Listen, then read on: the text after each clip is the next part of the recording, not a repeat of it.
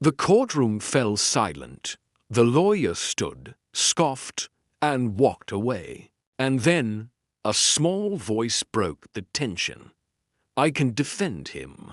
All heads turned, not toward another attorney, but to an 8-year-old girl clutching a book tighter than her trembling hands.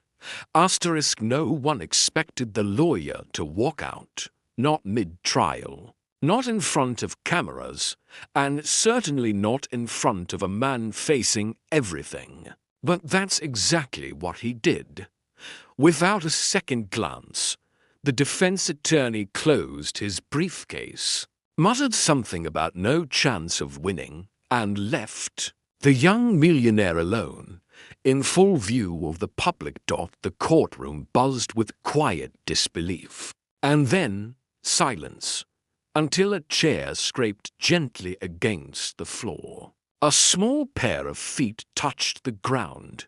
She walked with care, her black shoes clicking on the wood. In her arms was a thick book she could barely carry. She stood on tiptoe to reach the microphone. Her voice shook, but her words didn't. "I can defend him." The judge blinked. The crowd murmured. The man on trial, his hands clasped together, finally looked up, and his eyes welled. The girl's name was Olia. She was just 8, and she had already lost more than most do in a lifetime. Her mother had been a paralegal, sharp as glass, kind as rain. Every night after dinner, she'd read court cases out loud. Olia would sit on the floor, legs crossed, asking questions no adult expected.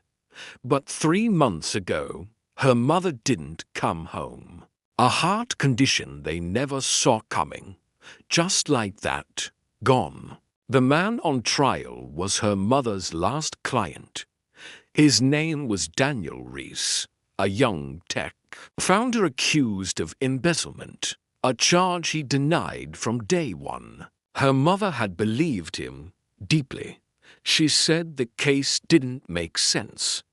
"He's being framed," she'd whispered one night. But no one wants to listen. When her mother passed, no one else wanted to listen either. Daniel's case was reassigned.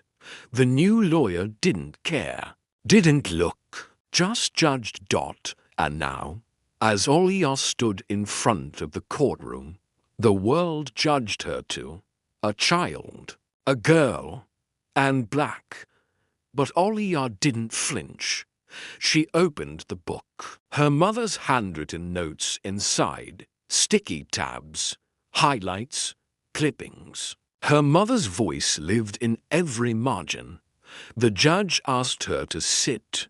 Everyone expected tears. But Olia read clearly.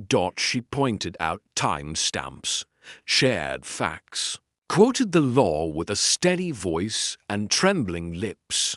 "Your Honor," she said softly, "my mom believed him, and I believe her." No one moved. Not the press, not the jurors, not even the man who had been moments from giving up.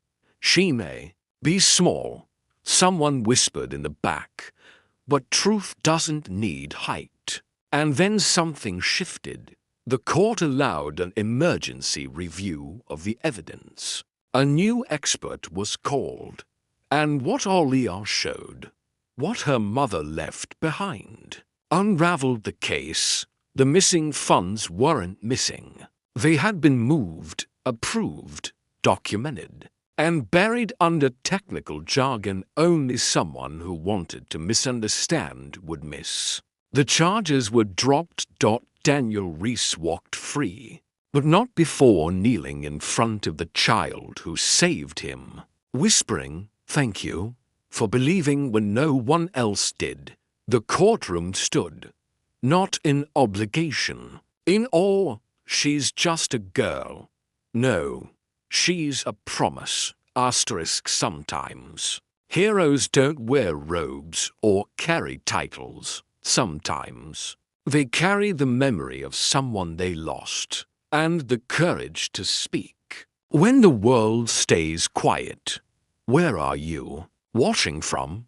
Comment below, share your thoughts, and subscribe for more stories that prove strength doesn't always shout. Sometimes it's whispered by a child in a courtroom.